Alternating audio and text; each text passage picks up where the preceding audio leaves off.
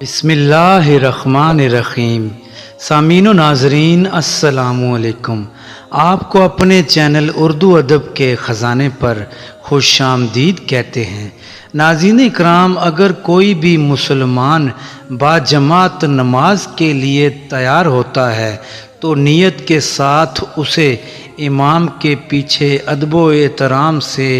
کھڑا ہونا بھی پڑتا ہے، اور جب بات کی جائے امام کعبہ کی تو ہماری نظریں اور گردن مزید احترام سے جھک جاتی ہے، لیکن اس وقت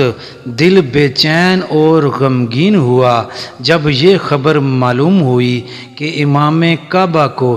10 سال قید اور 10 لاکھ ریال کی سزا ہو گئی، اور قید بھی قید با مشقت، اور ایسا پہلی بار نہیں ہوا۔ اگر آپ تاریخ اسلامی کا مطالعہ کریں تو آپ کو معلوم ہوگا کہ بہت سے ظالم حکمرانوں اور بادشاہوں نے اپنے وقت میں اماموں کے ساتھ ظلم اور زیادتی کی۔ اس کی سب سے بڑی مثال امام زین العابدین ہیں، جن کو بڑھاپے میں زنجیریں پہنا کر قید کیا گیا، اور اس کے علاوہ امام بخاری، جنہوں نے احادیث کی سب سے مستند کتاب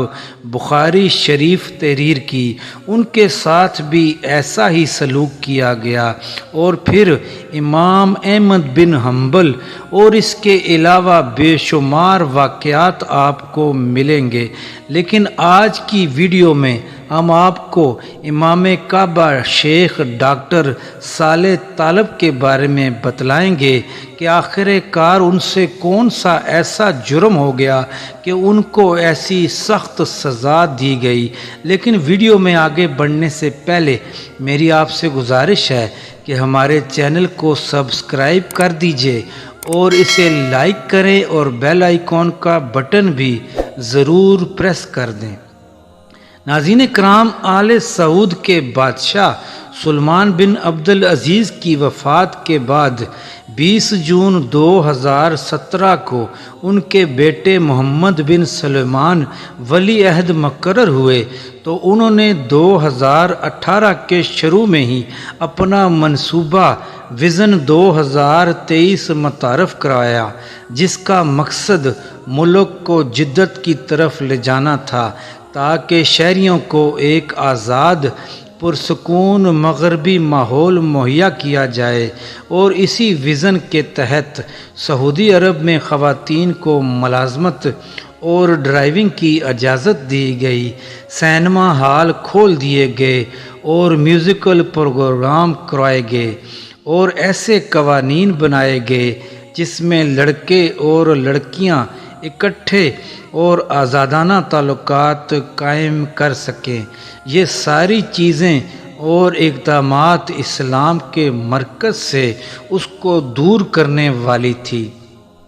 محمد بن سلمان کے ایسے قوانین کو دنیا بھر میں حیرت کے ساتھ تنقید کا بھی سامنا کرنا پڑا، اور اسی کے رد عمل میں امام کعبہ شیخ ڈاکٹر صالح طالب، جو کہ خود بھی ایک جج رہ چکے ہیں اور سعودی عرب کی مختلف عدالتوں میں، خاص طور پر سپریم کورٹ میں جج کے فرائض دے چکے ہیں، وہ بھی خاموش نہ رہ سکے۔ اور بات اس وقت زیادہ بڑھ گئی جب امام کعبہ کو جان بوجھ کر ایسی تقریب میں مدعو کیا گیا جہاں پر لڑکے اور لڑکیاں اکٹھے شریک تھے، اور انہوں نے لباس بھی چست اور نیم عریاں پہنے ہوئے تھے، اور سب کچھ شرعی اصولوں کے خلاف تھا۔ چنانچہ اس واقعے کے 20 روز کے بعد امام کعبہ نے حج کے موقع پر خطبہ دیا، جو کہ تاریخی ثابت ہوا، اور دنیا بھر میں اسے خوب پذیرائی ملی۔ ہم آپ کو اس خطبے کے خاص الفاظ بتاتے ہیں۔ امام کعبہ کہتے ہیں کہ کامیڈین اور فلمی پروگرام،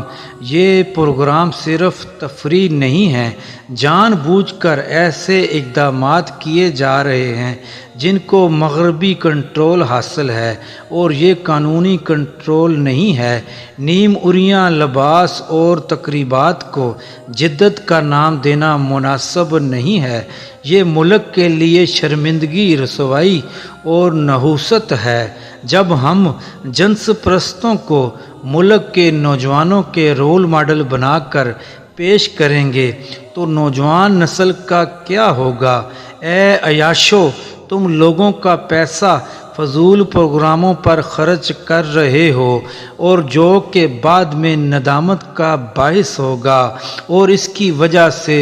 ملک بھی ذلت اور رسوائی کی دلدل میں چلا جائے گا۔ چنانچہ حج کے فوراً بعد اگست 2018 کو امام کعبہ کو حکومتی پالیسیوں پر تنقید کرنے پر گرفتار کیا گیا اور گرفتاری کے فوراً بعد ان کی ضمانت بھی خارج ہوئی، اور امام کعبہ کی گرفتاری پر دنیا بھر میں شدید رد عمل دیا گیا۔ چنانچہ رد عمل کے بعد 2019 میں اچانک ہی آپ کو بری کر دیا گیا، لیکن پھر بعد میں حکومت نے اپنی سربراہی میں دوبارہ سے اپیل کی اور پھر سے مقدمہ چلایا، اور آخر کار 20 اگست 2022 کو شیخ ڈاکٹر صالح طالب کو حکومتی باغی قرار دے کر انہیں 10 سال قید بامشقت اور 10 لاکھ ریال کی سزا سنا دی گئی، جسے دنیا بھر میں تنقید کی نگاہ سے دیکھا گیا۔ لیکن سلام ہے امام کعبہ شیخ ڈاکٹر صالح طالب کو، جنہوں نے ایک بار پھر امام حسین کی یاد تازہ کر دی اور باطل کے آگے سر جھکانے سے انکار کر دیا، اور بہت جلد دنیا بھی دیکھے گی کہ آل سعود اور سلمان بن عبدالعزیز کی پالیسیوں پر کیسے خدا کی پکڑ اور عوام کی پکڑ ان پر آتی ہے۔ ناظرین کرام، خدا آپ کا حامی و ناصر ہو۔ اللہ حافظ۔